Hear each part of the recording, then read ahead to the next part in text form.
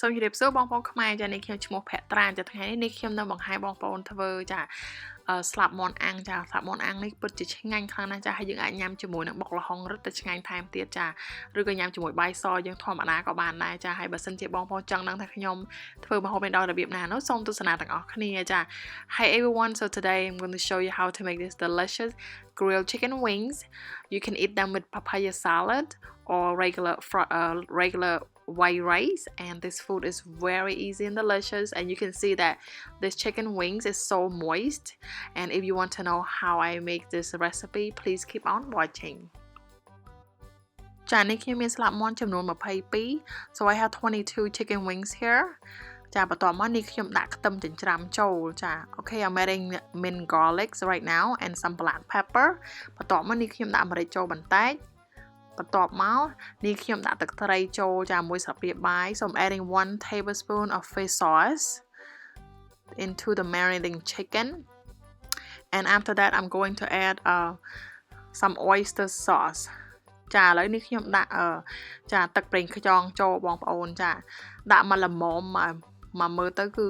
ចូលជាតិតែម្ដងបន្ទាប់មកនេះខ្ញុំថែមស្ករចូលបន្តិច and then after that I'm adding sugar,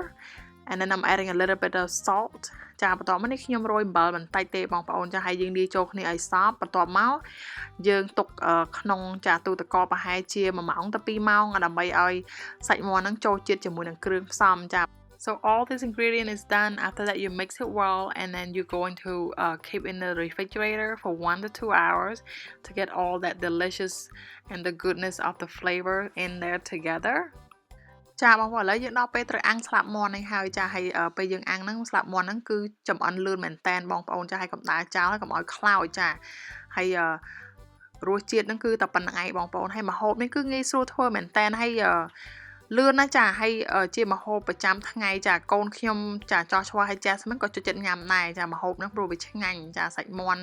ស្លាប់មាន់ហ្នឹងញ៉ាំជាមួយបាយសយើងធម្មតាហ្នឹងគឺញ៉ាំអត់ចេះធុញទ្រាន់នេះគឺឆ្ងាញ់តែហ្មងបងប្អូនចា Okay guys, so now as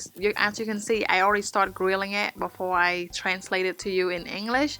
and this chicken wing is very delicious and a very simple recipe, and my children love this chicken wing recipe. We eat it with white rice, and you know it's very popular in my family. So we grilled the chicken for lunch today. As you can see, it looks gorgeous and very moist, and it get cooked very fast. So don't walk away from it because you don't want it to be burned. Okay guys, so thank you so much for watching. I will see you in my next video. ចាបងប្អូនខ្មែរចាសូមអរគុណចាសម្រាប់ការទស្សនាវីដេអូរបស់នាងខ្ញុំថ្ងៃនេះចាកុំភ្លេចសាកធ្វើញ៉ាំចាស្លាប់មាន់ចាស្លាប់មាន់អាំងនេះគឺពិតជាឆ្ងាញ់ខ្លាំងណាស់ចាបងប្អូនចាហើយមើលចោះចាសាច់មាន់ល្អហើយចាអត់ស្ងួតអត់អីទេញ៉ាំទៅគឺសាច់ទន់ឆ្ងាញ់ល្អមែនតើសូមអរគុណបងប្អូនដែលបានទស្សនាវីដេអូរបស់នាងខ្ញុំចាសូមអរគុណសូមជម្រាបលាចា